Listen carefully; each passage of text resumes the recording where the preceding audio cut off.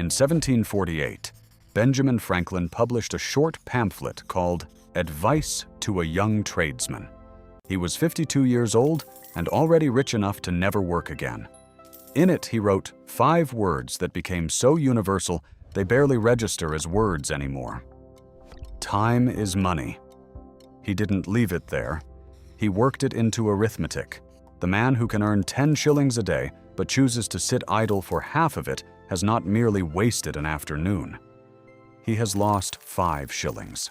The absence of work, Franklin explained, is not rest, it is expenditure. 5 words.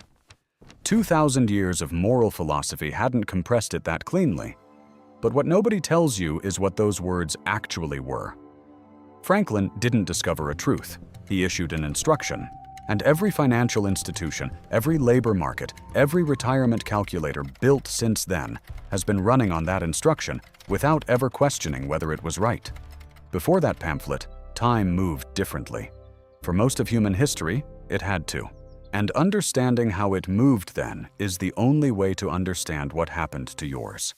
For the past 2.5 centuries, the central promise of modern financial life has been this: work hard enough, sacrifice enough of your early years, delay enough gratification, and one day you will retire, travel, stop trading hours for wages, and start living on your own terms. The time you sell in your 20s will be redeemed by the freedom you purchase in your 60s. It is a compelling story. Most people organize their entire adult lives around it, and it rests on an assumption so embedded in the architecture of modern culture that almost no one stops to examine it. The assumption is that your time was yours to begin with. Go back far enough, and the human relationship with time looks almost unrecognizable. The medieval agricultural laborer did not live inside a schedule. There was no Monday through Friday, no timesheet, no clock-in, no productivity metric. The historian E.P. Thompson at the University of Warwick documented this systematically in a 1967 paper published in Past and Present titled Time, Work Discipline, and Industrial Capitalism. Thompson's central argument was that pre-industrial workers operated according to what he called task orientation. You worked when the work was there. You harvested when the crop demanded it. You built when the building needed doing. When the task was finished, you stopped, not because you had hit an arbitrary hour limit, because the thing was done. There was no guilt attached to stopping. There couldn't be. No one had yet told you that your idle body was money leaking out of the system. Thompson calculated that agricultural laborers in 17th century England worked roughly 150 days per year. Idleness wasn't the reason. Work tracked what the world actually required. Time unoccupied by a task was simply time. It had no price. It cost nothing to let it pass. That is the fact that modern financial life cannot accommodate. The resistance to this change was real and prolonged.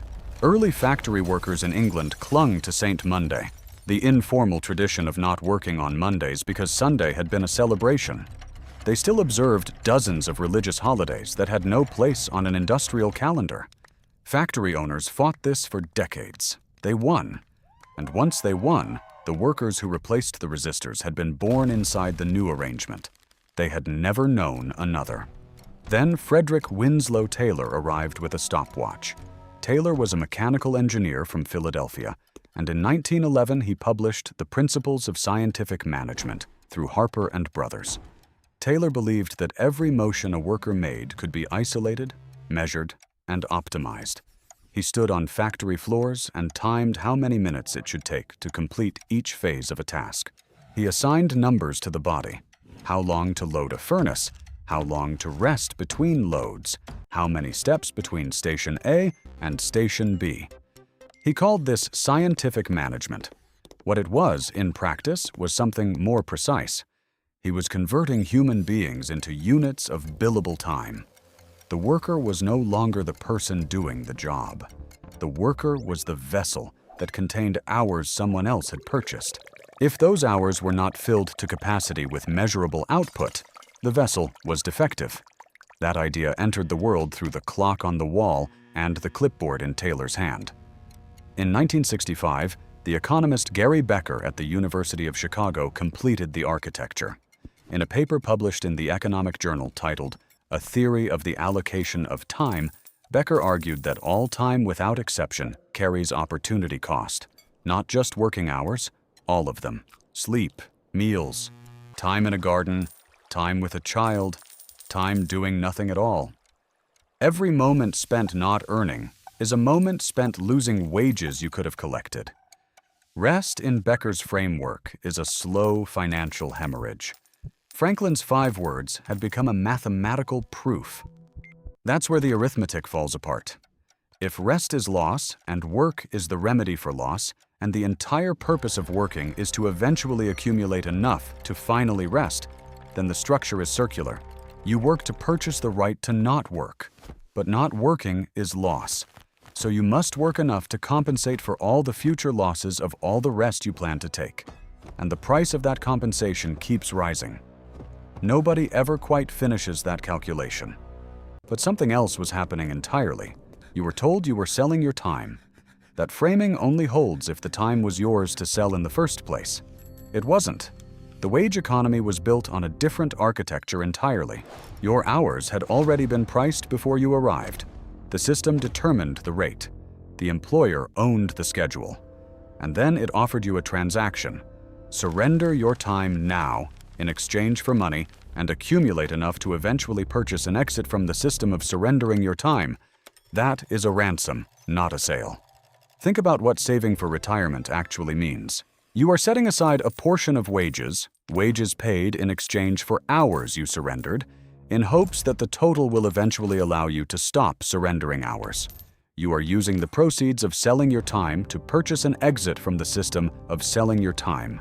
Except the exit price keeps rising, the house, the tuition, the medical bills waiting past 65, the leisure keeps receding, the number keeps growing. And you work another decade toward a threshold that has moved since you last checked. Call it a savings problem if you want. Call it discipline. It is neither. This is the system functioning exactly as designed. The same system that prices your hours also decides when you have surrendered enough.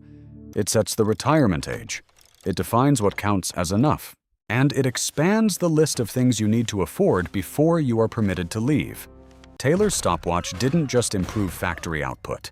It installed a value judgment into the structure of modern life, that a person's worth is measured in productive hours per unit of time. Everything that followed, the salary, the promotion, the performance review, the retirement account, is arithmetic built on that judgment. Think about how you describe a good week, not by how much you lived in it, but by how much you accomplished. Or a bad day, not by how it felt, but by how little got done. The metrics of the factory floor have migrated into language itself. You don't rest anymore. You recharge. You don't take a walk. You get your steps in. Even the vocabulary of the body has been reorganized around the logic of production. You entered a civilization that, 200 years before you were born, had already priced your hours and assigned them an owner. That this has always felt natural is not proof that it is. It is proof that it worked. You can feel it in quieter places than that. The guilt on Sunday afternoon when nothing productive happens. The productivity app you installed for vacation.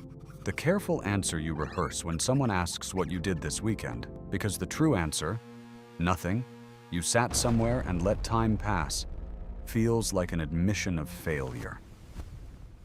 That guilt is not a character flaw. It is 270 years old. Before the factory clock, human beings moved through time without that weight. The medieval laborer who stopped when the task was done wasn't lazy.